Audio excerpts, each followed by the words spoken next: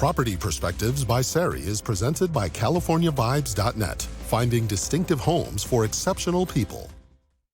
Buying a property can be a lengthy and sometimes complicated process, and there are a few things that could go wrong at the very last minute during closing that could send your sales sideways.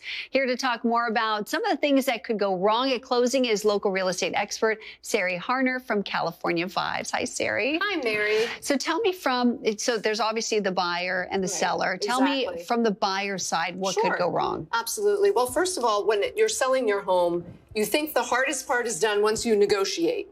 But like you said, things can go sideways. So from a buyer side, the buyer can have problems, meaning that their loan might not go through. Perhaps they've lied on their credit report, or you can't verify their income, or maybe they lost their job even. So all of that, sort of goes into it. And a lot of people tend to buy big purchases before the closing of a home, which ruins your debt to income ratio. They go out and buy a car. And so a lot of people don't know you can't do that until your home is closed. And that can send your sale totally sideways.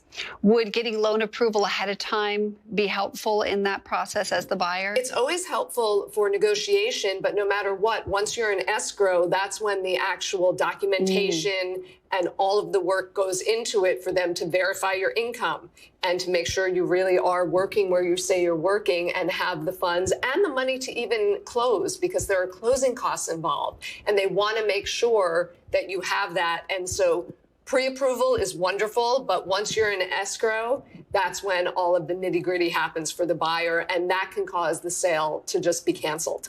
And what about from the seller's side? Okay, from the seller side, things can go wrong too. The seller can cancel because they might realize, wow, I just sold my home, but now I can't find a correct property or a proper property for me to move into, and so I have nowhere to go once this closes. The other thing is sometimes sellers might not be completely forthright about some defects that are in their home, and it comes out during the inspection, and that can also cause a buyer to decide, no, I don't want that at all. And there are other things that can go wrong. You have the pest inspection, and sometimes the pest inspection can be the big pest, and it can scare off a buyer depending on what it says. So you have all of that going on, and you're not really sure why. And so you just hope for everything to fall into place. What about in terms of closing? What can make it go the most smooth? Well, the most smoothly is that for the buyer, you want all your documents in line.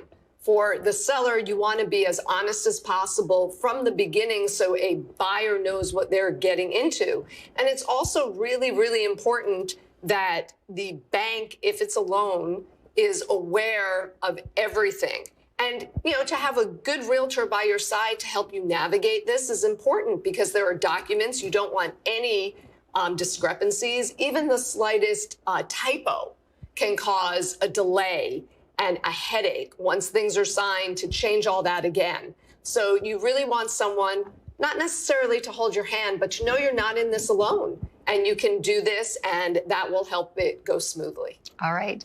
And if you have questions about real estate you'd like to see on our Property Perspective segment, you can go to CaliforniaVibes.net and email Sari your questions directly. Thanks so much for being here and shedding light on this topic. Thanks for having me. I'll see you soon. All right. We'll be right back.